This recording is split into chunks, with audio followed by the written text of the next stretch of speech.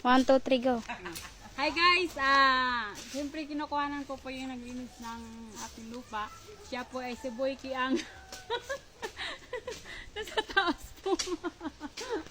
Kaya tinatawag ko po siyang Boy Kiang kasi nga, nung nalasing siya guys, alam nyo, ano nangyari doon sa paa niya?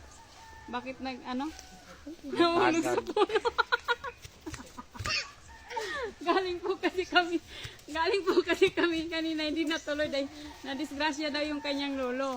Kaya ang kinukuhanan ko po yun, pakita mo yung ayun, nakita nyo po yung nagdadamo sa taas. Yan po si Boy Kiang. Kuya, landahan lang dyan. Huwag nyo magalit ha. So, ayan na guys, ayan na. Sa Bisaya, pag ipalampasan ako ang yuta. Bakit? Mumanay siya himong ka ng nindot nga view. Dagan kayo na ako itanong nga mga bulak ba. Para laaganan bitaw. Yan yung.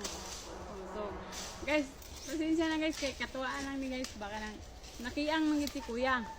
Okay. Boy Kiang, kita kung tawag siya kay nakiang mangit siya kay. Ito nahubog siya, naligid siya. So, ang katong mga boy arnist dito.